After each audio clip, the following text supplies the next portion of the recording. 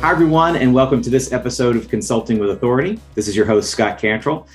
Really excited to be joined by someone that I just met. I think we had our first conversation maybe last week or the week prior. And as soon as we talked, I was like, I've got to get you on the podcast. And she was kind enough to carve out some time soon after our first conversation to record this interview. I'm really, really excited to introduce to everyone out there, Reneé La Tour. She's a business systems improvement strategist, a freedom evangelist, which I absolutely love. And she works with solopreneurs to help them become world travelers by optimizing their business and having it set on autopilot. So if you've ever wanted to free up more time and truly make your business a lifestyle business, or at least empower yourself with the choice of deciding what you do with this extra time that you freed up, then you definitely want to pay very close attention and get out your pen and paper to start taking notes today. Reneé La Tour, thank you so much for joining us today. Thanks so much, Scott. That was an awesome intro. I'll have to reuse that and recreate it. So happy to be here with you today. Excellent. Excited to get started. Yeah, let's jump in. And so the place to begin, of course, is to let everyone know kind of your background. I know you're from Arizona, but right now, as we're recording this, you're in Cape Town, South Africa, and I think you've been traveling the last 3 years.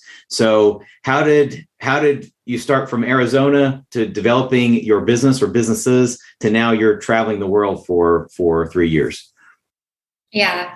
So I'll try to make it brief because it's not a linear adventure, right? Yeah. So I decided to quit my 9 to 5 back towards the end of 2016, and really had no idea what I was going to do. I ended up joining my partner, life partner in crime, in his business, and had no experience being an entrepreneur. I had no experience really in sales. I was working in local government for 10 years. So I thought to myself, I was super green. I was like, I have no idea what I'm doing. And it was exciting. But, of course I made mistakes, and It was hard and it was tough, and I had my struggles. But one thing I now know in retrospect that I did bring to my entrepreneurial journey are all of the processes and systems and procedures, because that is what I did for 10 years in local government. So I brought that skill set to my entrepreneurial journey as my partner and I were building this business. It was an equipment finance business. So we basically give loans to small businesses back in the US. And I originally didn't. So now we're talking back like early 2017. I had no idea what remote lifestyle was, or what a digital nomad is, or, I knew what a nomad is, like a vagabond or a hobo, that didn't really sound attractive to me, right. Like anyone else. I loved going on vacation, and I loved going to Cabo or Mexico and stuff. Yeah, that's fun and exciting, and, go to the beach and all that good stuff. But I never thought about actually like living, overseas for a long period of time. And I loved living in Scottsdale, Arizona. It's a really beautiful city, and it's nice, but the summers are not so nice. That's correct. They're quite sweltering. Yes. Yeah. So I would never suggest to go, to Scottsdale, at least not Scottsdale, Phoenix area, anytime in the summer. So one summer we happened to be in Europe, and the time zone is crazy different. And we had to still run our business because, as you know, as a small business owner, it's not like when you're at your 9 to 5 where you could just take that 2-week vacation. Someone needs to do the work. That's right. Right. So, unless you have it all set up and ready to go, which we were in the early stages of the business, we didn't necessarily have that. So we were still working overseas. And we realized in that trip to Europe that we could do this anywhere. We just had to make some tweaks because we were still, the time zone difference, we were still up late, talking to clients, trying to get things done.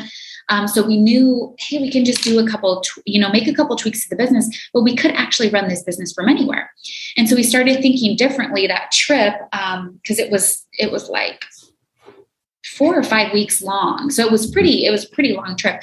And so it made us realize how we could really run this business from anywhere, and we didn't need to be in the States per se. So that was kind of got the wheels turning. And then that next summer we planned, okay, we're in Arizona. Well, we can go somewhere for 3 months and let's just drive to San Diego. That's not that scary. You kind of start small. It's a good suggestion to kind of start small. So we just started in San Diego. And so we we had cars still at that point. and I actually still have my house. I was renting my house out. And so we still had a lot of possessions, a lot of physical possessions. And so we drove to San Diego. We spent the summer there. And I remember bringing my printer. And this was back, what was this now? 2018. Yeah. So in 2018, I brought my printer all the way to San Diego. I don't know what I was thinking, but I was like, I'm going to have to print checks. I'm going to have to like print things. And I didn't use it once. And I was able to, but you know, it was like my security blanket. Exactly. You had it right. And so, so just that experience, like, even though it was only a 6-hour drive away, it kind of built that comfort of like, yeah, I don't need to be home. We don't need to be at the office. We don't need to, we can work from home and work remotely and it really not affect our business and our level of customer service that we're giving our customers and our clients. Like we wanted to keep that level of customer service, to the highest degree. We didn't want that to lack at all. Yep. So that was basically the start of the journey. And we had to get rid of a lot of our stuff because when you're traveling full time, this was just kind of the summer and then we went back home and we just thought, well, why don't we just live anywhere? Like, why can't we live in Europe and why can't we live in Asia and now Africa? And like, why not check out the rest of the world? If we can run this business from anywhere, the world's our oyster. And so that kind of opened our minds and opened our minds that we can basically do this anywhere. And that was like the beginning. And then we just had to, as we went, get it tighter and tighter and tighter. And that's where I really became obsessed about systems. And as I've, built this business with my partner and we run it remotely. And when I first started in the business, I was only working a few hours a day, to be honest with you, because I just made the decision when I quit my 9 to 5 that I wasn't going to be working my life away. Like when I quit, I decided like, I'm never going to work, more than 4 to 5 hours a day. So I know with that mind shift, a lot of people are like, whoa, 4 to 5 hours a day. That's crazy. I'm working 12 hours on my business or whatever it might be. And for me, I felt like I don't want to wait till retirement to have my freedom, to live the life that I want. I want to live that life now, even if that means that my progress in my business is going to be a little slower. I'm okay with that. And the funny thing about it is because I turned that on its head, I was forcing myself to be more productive, forcing myself to be more niched, to not waste my time on bad clients, on customers, chasing customers down. And, I didn't, because I only had those few hours per day. And I kind of forced myself to be really efficient with that. And that's where I brought in like, okay, we need to put systems in place so that we can start delegating these things. We need to automate as much as we can. And that's, where everything kind of started blending together. And I started becoming even more and more efficient to where now, that business runs with just a few hours a week. And then that kind of dovetailed into my consulting business where I'm helping other entrepreneurs do it. Because as I talk to people, networking events or online, and they're like, wait, what? You're in South Africa, you're 10 hours ahead of us back home. How are you doing this? How is your business still running? And that's where I really, really got passionate about sharing everything that I've done with people. And then also working with business owners that have different types of businesses. And maybe their systems look a little different, but a lot of the core is still the same. And it's just been so fun helping other businesses kind of do the same thing. Yeah, it's really phenomenal. And of course, if the listeners and viewers are like me, which most of them are, right? We're all independent consultants and executive coaches, work business to business. We read stories about people like you on the internet and we're like, oh, I could never, or that wouldn't work for my business. Or we'll see the video of someone like you recording, you can do it. This is, and it's like, oh, whatever, that's pie in the sky. No way. I couldn't travel, that much or be away. And again, this point that I want to drive home to everyone is what you're allowing your clients who are consultants, what you're allowing them to do and empowering them to do is this, whatever they want. You're empowering them to do whatever they want. If that is travel, then they can work from anywhere, right? And you can help them design their business so they can. But if they want to do something else in their hometown or, just relax for a little, the point is you're creating freedom.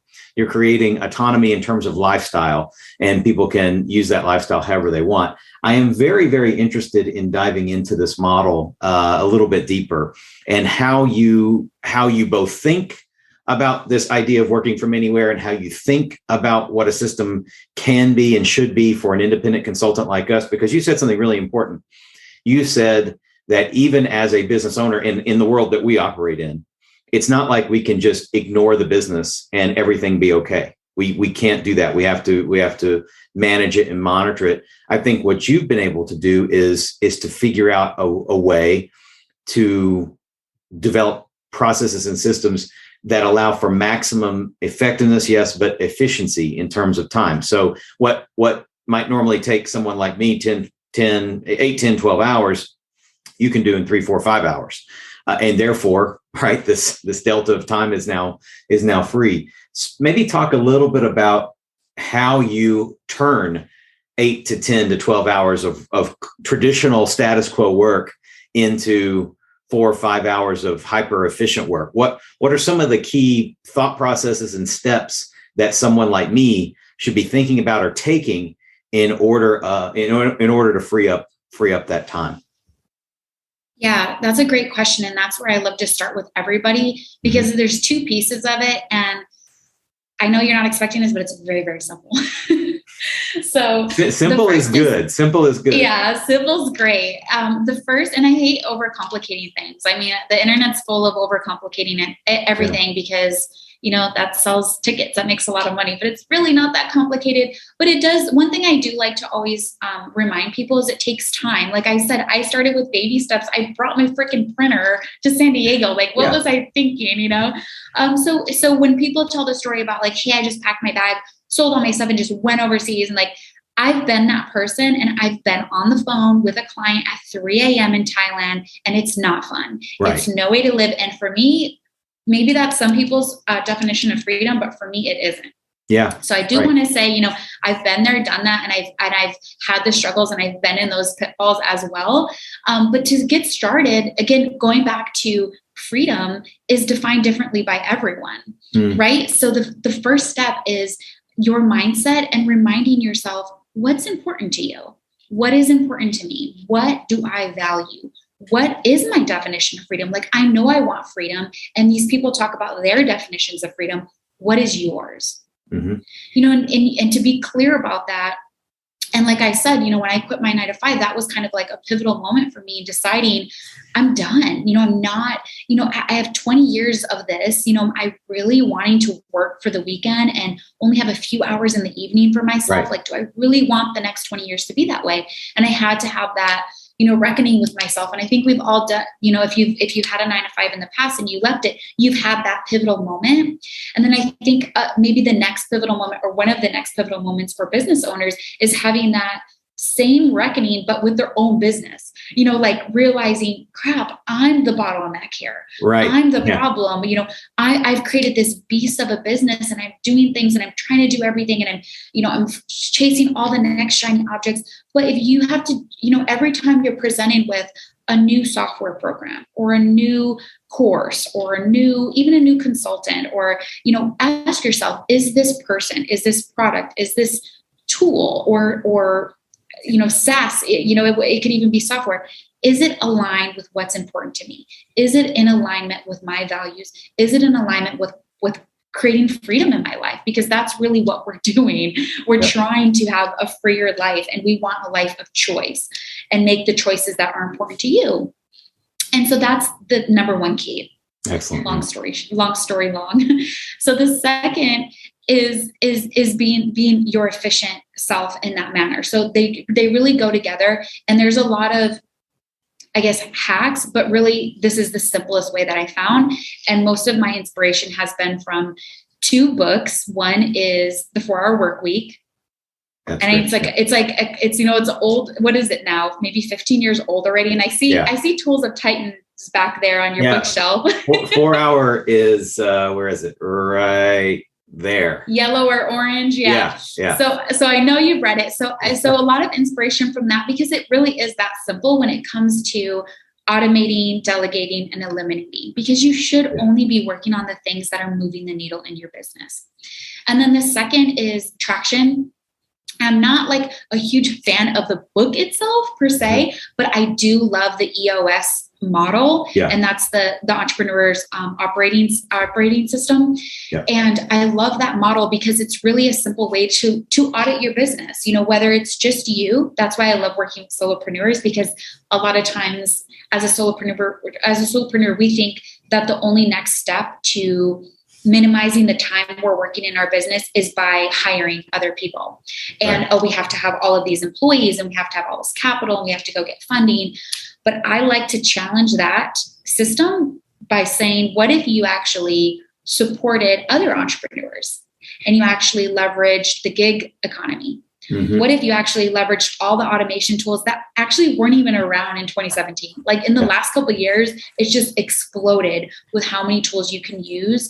When you set them up on the front end, they will just do wonders in your business, long term. So those are really just the two keys, is like your mindset and knowing what's important to you. What does freedom mean to you? And then the second, auditing your whole business. Like, be able to sit down with yourself honestly and say, okay, where am I the bottleneck in all of this? What can I automate? What can I eliminate? What can I delegate? Because a lot of people are spending a lot of time doing things that aren't moving the needle because they think that they should, or I ought to, or someone, this expert or guru said I need to do this, so I'm doing it. Yeah. Well, and I'm paraphrasing. I'm taking notes, and I've already had to turn the page, so that's I'm scribbling as fast as I can. But what I told you I'm a talker. Yeah, no, it's good. It's good. What I just heard you say is something that just sort of hit me in the head right between the eyes. And that is, stop spending time on things that aren't moving the needle. And that's personally, stop spending your personal time on things that you don't have to do, things that you could automate, delegate, or ideally eliminate potentially. I think that's fantastic. So, one of this goes back to your mindset. So these two key components: what is your mindset? Defining what freedom means to you, and then what are your priorities? Right, all those three things are sort of come together in that first key component of being able to achieve this level of freedom that you help people achieve.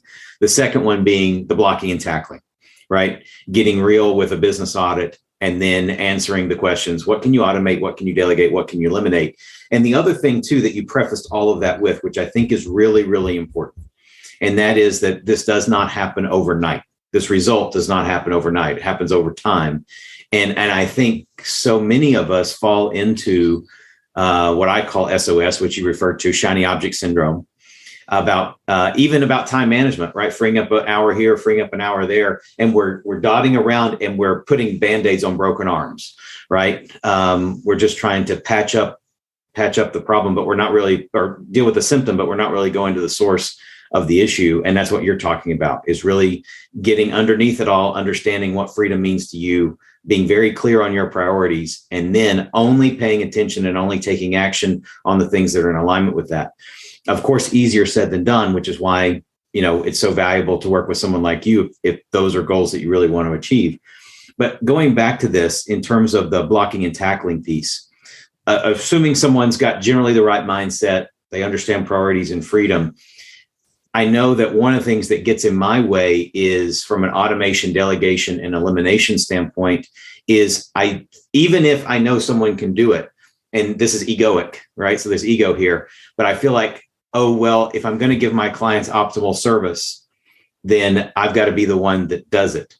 But I'd like you to talk a little about the gig economy and how you're leveraging that, and because we talked about this some on our previous call, the sheer massive size of the universe of individuals who are incredibly talented and skillful that are available at our fingertips that we oftentimes either ignore or we just don't know about. Maybe you can speak to that, tapping into it, and building out the right team around you in terms of the gig economy. Yeah, for sure.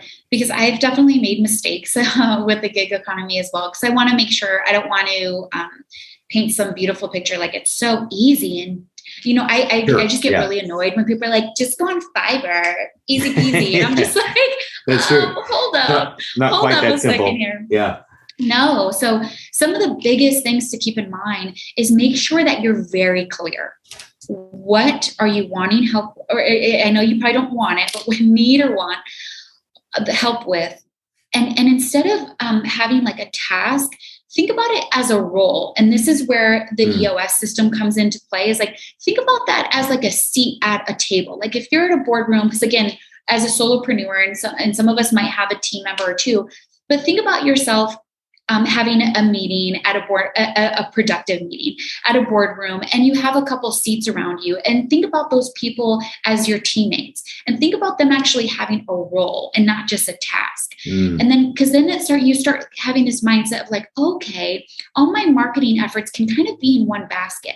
Even if me and the freelancer share those tasks, I can actually see them as a team member, as someone who's part of my business, my organization. So you need to start thinking bigger than, oh, it's just me, I'm just me and my one person consulting business. Think bigger and give that person an actual role, because it'll help you start establishing the clarity that you need to give that person. Like, this is what I want you to do. This is exactly what I need help with. You need to communicate with them what your vision is for your business, like who you're trying to attract, what the ideal client is. I'm just kind of giving you an example in the marketing world.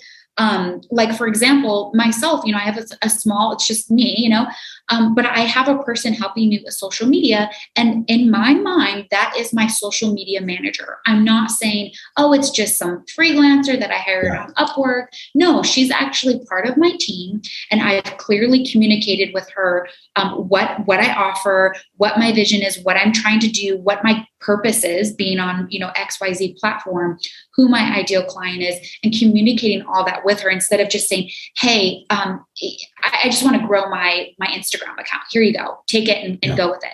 So I've made that mistake, and it's a mistake. You're going to waste a lot of money, because the person is just going, what do you expect? They're just going to be flying blind, and you haven't done your job as the leader to treat them like a seat at that table in that boardroom, instead of just some random person across the world, on Upwork. So you kind of have to bring that humanistic element into it. And you have to remind yourself, I'm the leader and I'm sitting at this boardroom, and these are people in my team. Even if they're, obviously they're going to be remote, they're going to be working in a different country. They're going to be quitting all the time, because they're just like, oh, I don't do this anymore. Or, oh, I got a full-time job, or whatever it might be. Yeah. But if you saw them in the beginning as a role, then that would also kind of help you change your mindset about setting standard operating procedures for that role, having procedures in place for that role. And when you're starting out hiring somebody via Fiverr, via Upwork, via the gig economy, they can help you start establishing that. So you don't have to, it's like a lot of people think, oh, I have to put all of the SOPs up, front. I have to get all those in place. I do suggest starting to document what you're doing with all of the things that you think, okay, I need to delegate this to someone else. But the bigger piece of it is when you start treating that person like a team member, like an actual person, then you can start establishing some of those standard operating procedures together. And you're no longer, kind of a lone wolf, if you will. Yeah. Yeah. That's excellent. And so to that end, this simple premise is incredibly helpful to me, because historically and traditionally, I have leveraged the gig economy, but it has been this person for this specific task. I have thought of it in terms of a task-oriented solution, as opposed to a role-oriented solution. So that one shift is, I think, really, really important, at least for me, and I suspect for a lot of the listeners and viewers. When you're, obviously, like you said, it's not as simple as going to a gig site like an Upwork or a Fiverr and just saying, oh, there's somebody that does that, they're going to be the person. It's not that simple. So what is some of your process in terms of how do you identify the right person for that role? What are the types of things that you're looking for? And obviously, you want someone who has expertise in whatever area you're talking about, but there's lots of those people. So how do you start to filter and weed them out? What types of conversations do you have? What does that part of the process look like in terms of selection of that individual? Yeah, no, that's a great question. And it's a little loaded because it depends on what you're trying to fill, right? Like a social media manager is different than someone who's on our operations team with our finance company, because they're definitely two different roles and different level of professionalism and what I'm requiring of them and all of that. So let me instead, because all those roles can look differently. So if you have a listener who's thinking about, okay, I know what I want to start with as far as delegating and going to the gig economy, I want to share some tips because these are the simple things that you can start doing right away. Yeah. So one thing is like when you're going onto the site, like say Upwork, when you go to the site and you're kind of just searching around, before you go on there and you just try to create a job posting just from scratch, instead, go on there and search for freelancers. So before you start writing up like what the job needs to include and all of that good stuff, first go and look on there and see who are the freelancers, kind of what are they doing, look through their reviews. And then what you can do once you go to some of those freelancers profiles is you can see their previous jobs. Right. And then go to those previous jobs and copy their job. Especially the ones that turned out well, right? Yeah. Exactly. So you can see everything on there. You can see it's a 5-star. You can see how much they paid. You can see everything. So if it's kind of lining up with what your budget is and, kind of what you're looking for, use that. So you're not starting from scratch. So that's kind of a little hack, but to save you time for sure. Yeah. And so copy that job description. And one thing I always do this with every job posting that I ever do, is put a secret word in there, like a little silly, like sometimes I'll put like applesauce. So put it towards the end of the job description or in the middle of the job description and put, hey, I only hire people who read their job descriptions. Include the word applesauce in your response. So then that way it weeds out a lot of people, because there's a boatload of people on there and they just go and pepper their responses and their resumes to every job listing. And you can just eliminate those people right away because you want someone who's going to read your job description.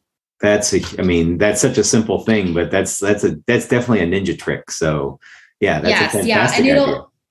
And it'll save you time, because before I want to get into like what you want to be looking out for when you do start reviewing those responses and those resumes. I want to eliminate those bad apples from the beginning. So you want to make sure you're super, super clear in your job description. And that's why you should just copy someone else's. Especially you can actually see on Upwork the people who are hiring on Upwork and how many other job descriptions they have and how many other jobs. So you can just copy someone who has actually been in the game longer, and you can kind of see, how they, some people spend hundreds of thousands of dollars via Upwork. There's big business and big companies on there. So you can really just save so much time doing that. And then once you actually get those people in and you want to review, if they're going to be a good fit for you or not, what you want to make sure you do on your end, because you want to control everything that you're able to control. Be very clear about who you are, what you're offering. So if you're a consultant and you want to have someone, for example, do your social media, or you're going to have them do some admin for you or some sales calls or whatever, be very, very clear. What type of consultant are you? Who's your ideal client? Make sure that they have experience in your industry. So if you're going after coaches, you want to have someone who maybe has experience talking to coaches or working with coaches and kind of in that world.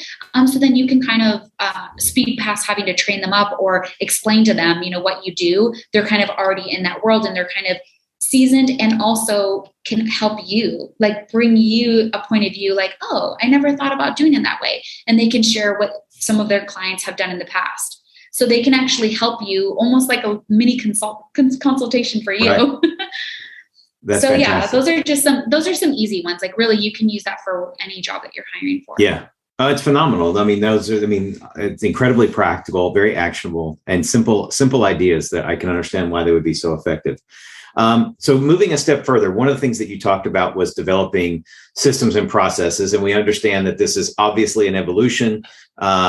Your systems and processes are not going to start out as perfect and super tight. They're going to hopefully tighten up along the way, and they'll probably never be perfect, but they'll be, ultimately get to serve the job that you need them to serve. What is your any recommendations or thoughts about how someone can take the work that they're doing on their own, whether it be around business development, social media management, or admin work, or those types of things? If they don't have any current SOPs for themselves, and they're saying, I'm drowning in all this work, I don't even know where to start. What would you recommend in terms of either, are there specific systems they should look to unload first within their business, whether it's admin or marketing, or are there certain ones that maybe get a higher priority? Or do you have any notes or suggestions for how they can think about creating an SOP or a system if they're starting, with a blank page from scratch? Yeah. So let me try to answer two, and I hope I don't get off track here. All good. All good. So the first is think about risk, because I know it's something that's already in the background anyways. So just bring it to the forefront. So think to yourself, okay, what's maybe like the least risky thing I can offload? Because a lot of entrepreneurs, they treat their business like a little baby. And what I'm trying to help with is, instead of your business being a baby, let's get that thing running like an asset. Let's get you out of there and kind of stop, coddling your business. And to do that, you want to start with the risky things first. Kind of like as if it was your kid, you're not just going to be like, oh, yeah, here's a nanny, and you just hand over your kid. You're going to be like, well, maybe we should kind of go on a play date. Right. Let's kind of ease in and see if it's a good fit. So think about the least riskier things, or if it's a role, again, going back to that concept of being at a boardroom with these people, think about, okay, let's kind of do some test runs. So think about if it's sale, maybe it's, you can give me an example, but maybe marketing. I feel like I keep going back to marketing, but you can give me an example okay. So say it was marketing for you. And say it was social media. Well, I'm not just going to be like, hey, here's what I want to do on social media. Start creating the content, write the captions, do the hashtags. Let's just start with doing the engagement. Here's the accounts that we should be engaging with. Mm-hmm. Here's why, again, going back to like communicating everything. Yeah. Here's why these accounts in this way, X, Y, and the other, but see how they do, kind of let them, start doing that first. And then you can build out from there, because you're seeing if this person's going to be a good fit for you, but you're also getting yourself comfortable. Mm-hmm. Kind of like as if it was a nanny for your kid. Like, do I like this person? Is the vibe right? Is this something I should be delegating? Maybe it's something I shouldn't. Maybe it's something that I actually do want to do on my own. So it's just kind of building that comfort level. So just start with a really, really small, low risk task, and then build out from there. Yeah. And then to your second question about how to start setting up standard operating procedures and systems, because it's never too early. Once you have a system in place and you say, yeah, this is working, this is something that works, this is something I keep doing again and again and again, that is your cue to, this is the simplest way to do it, from my opinion, record your screen. Because most of what you're doing is online, just record your screen. So yeah. I use Vimeo. I pay for a subscription. So I don't know, I can't speak to the free one, because the subscription's pretty cheap. It's like $80 for the year, but there's a ton out there. You can, there's a ton of screen recordings out there. I just click it. It's on my Chrome extension. I click it and I let it just record. I don't try, even if it's for you, you're not used to maybe teaching, so you might not be talking through it all the way. Just that's getting you started with creating those SOPs. And then I have all of the videos in folders.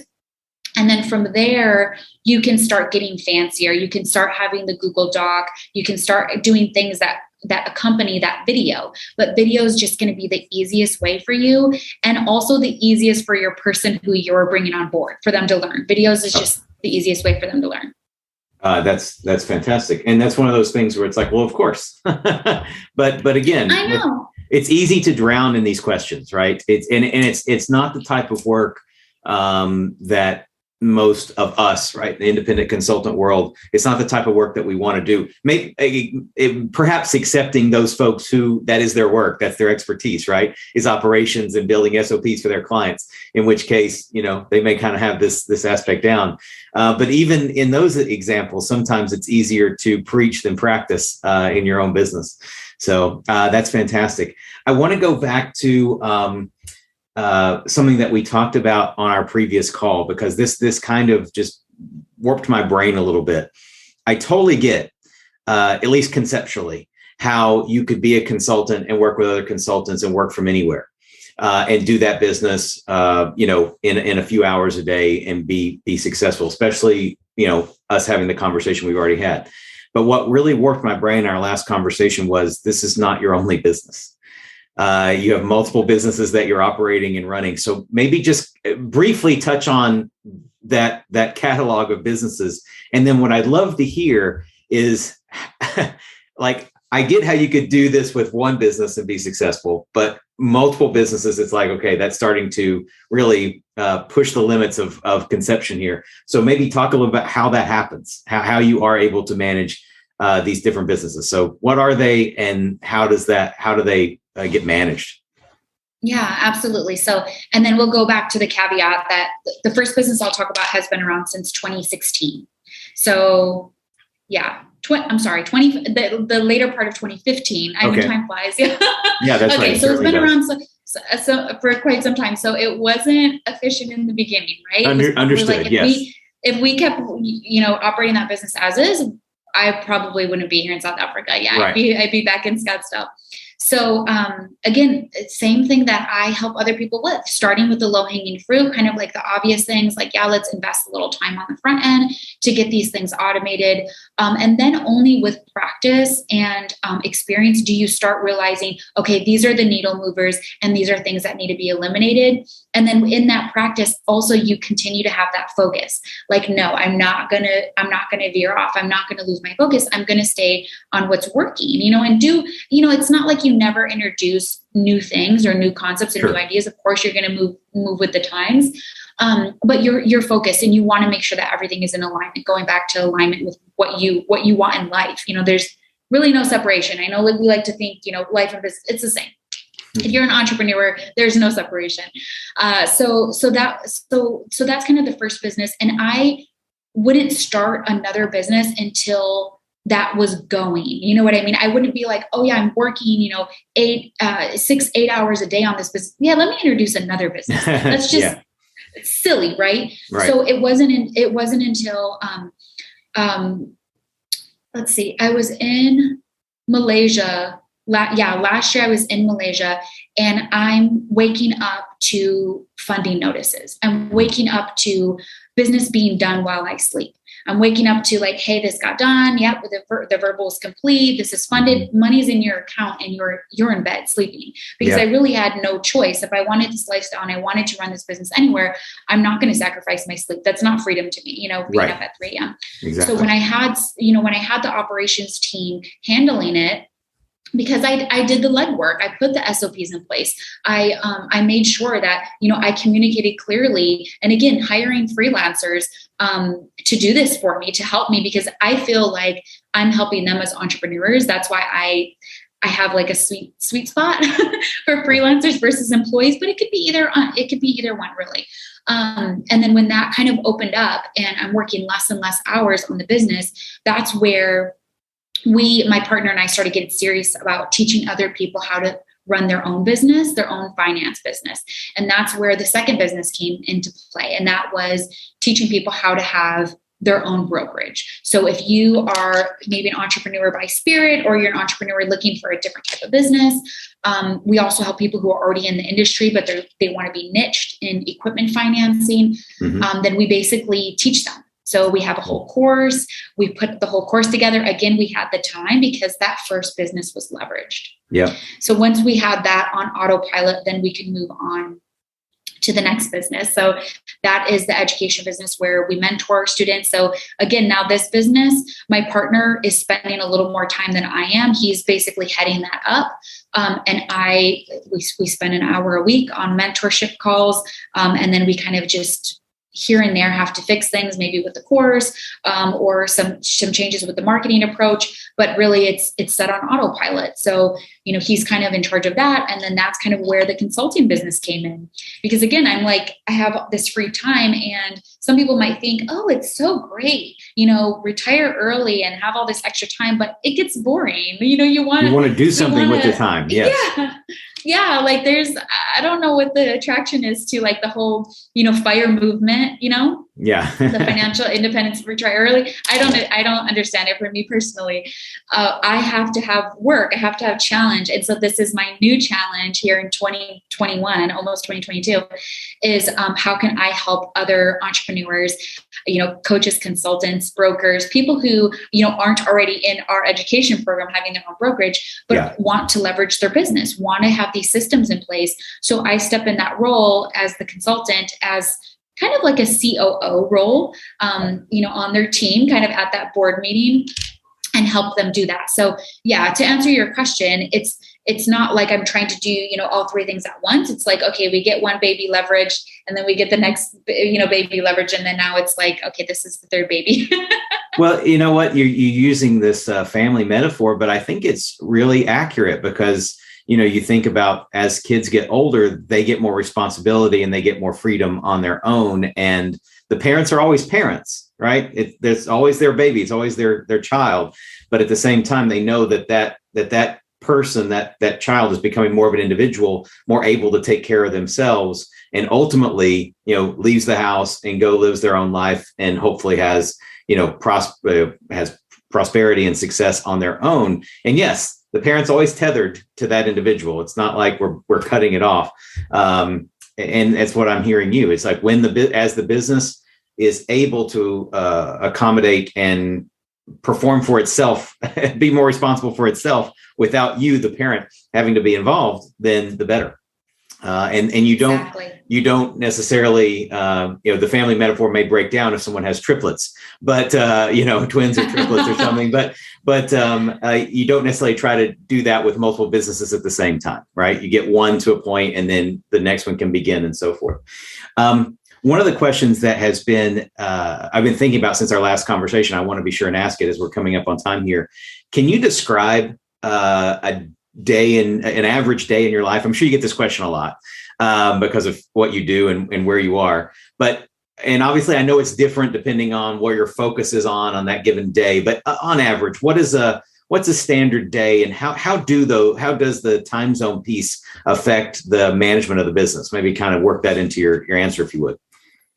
Yeah, absolutely. Because as you can imagine, it depends on where I am in the world. Of course. Yeah. So actually, it's been a while since I've answered this question. I remember the last time I answered it, I was in Malaysia, and my answer was, I have my morning routine, which actually starts the night before. That's one thing, like, people think like, I have to wake up at 5 a.m. I have to be in this 5 a.m. club. And I'm like, no, you just have to have a bedtime, because you have to make sure, sleep's very important to me personally. Yeah.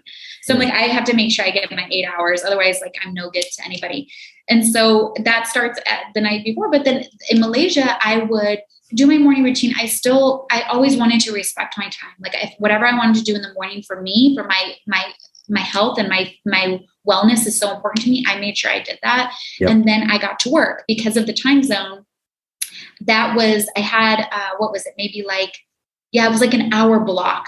If I'm recalling, it was like 7 to 8 a.m. my time, where I wanted to make sure I was catching up on emails, see how everything's going. Are we moving everything along with every deal? And kind of make sure on it, because it was back home, it was afternoon. So I could kind of catch the, 4 to 5 in the afternoon if it was my time in the morning. So I had that, that time. So now being in South Africa, now it's the evening. Right. So the great thing about this is, because how I'm designing the consulting business is what's working for me currently, because I do love experimenting with different ways to go about it. And sometimes I get bored. So what's working for me now is what's called winning before noon.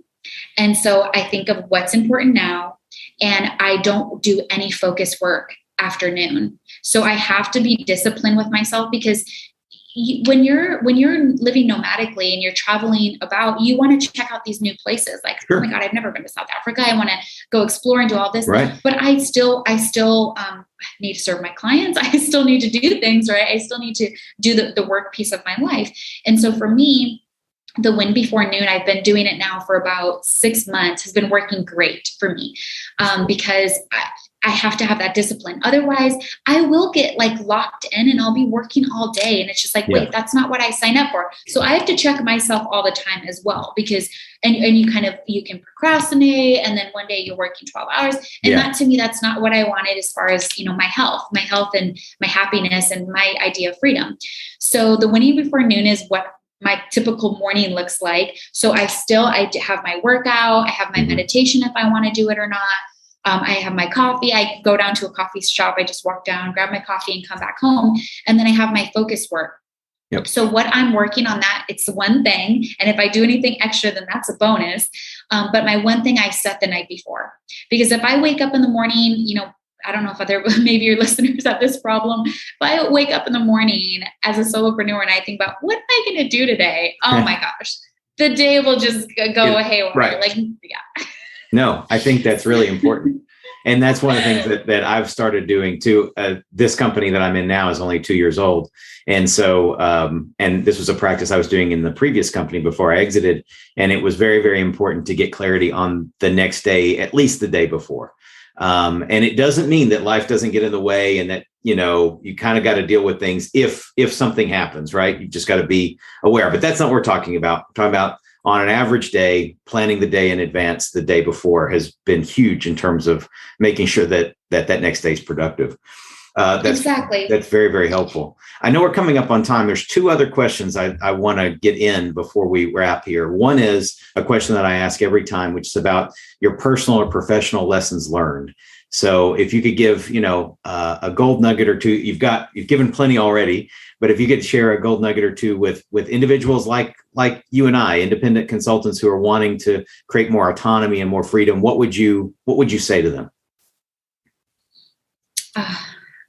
Because I did already talk about being very clear on what's important to you and being really defined about that, because that really does allow for financial freedom, time freedom, location freedom. That really does open the doors, being very, very clear about what's important to you. Yeah. So if I had to add to that, I would say one thing that for me in the last couple of years has been, you're exactly where you're supposed to be.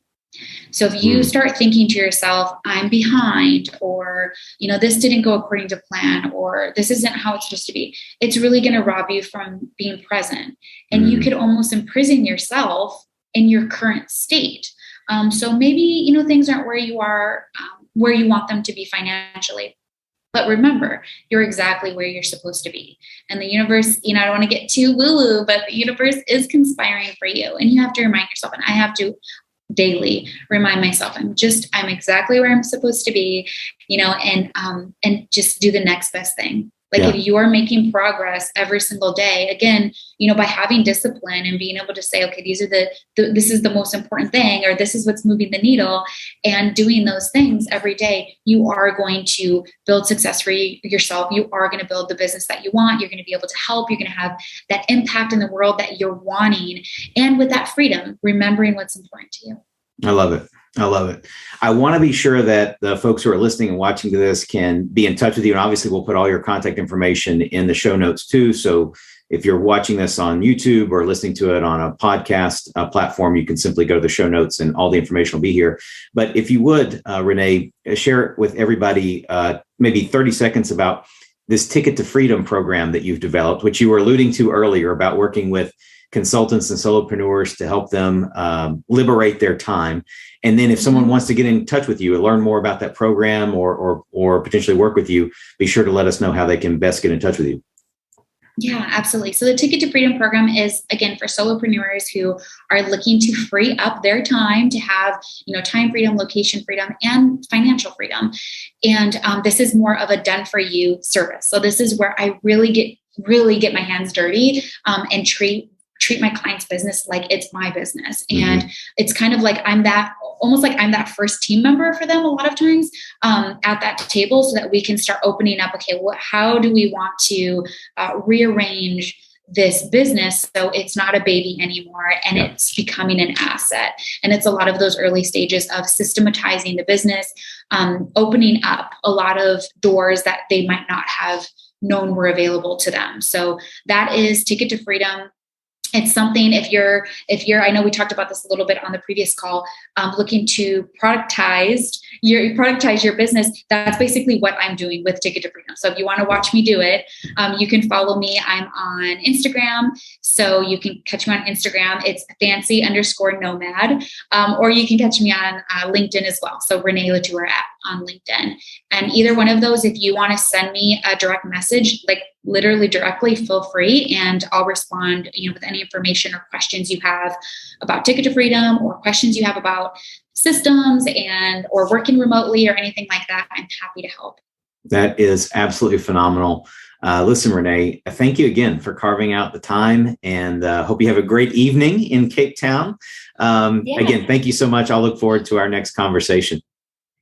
Great chatting with you, Scott. Appreciate it. For all of you watching and listening for Consulting with Authority, this is Scott Cantrell, as always, wishing you the best of success. Thank you for listening. I hope you got a ton of value out of this episode. And before we go, I want to thank the sponsor of our show, Smart Solutions Media. Smart Solutions Media empowers business owners, consultants, and other independent professionals to easily attract better prospects and transform them into long-term clients. If you're a B2B consultant or service professional and would like to start filling your pipeline with better quality prospects, visit us on the web at smartsolutionsmedia.com to learn more about what we can do to help you. Be sure to complete the short 2-minute accelerated growth scorecard you can find on the website, and you'll receive a complimentary strategy session where we'll give you specific insights and recommendations to help you attract high-value clients. Until next time, make sure you are consulting with authority.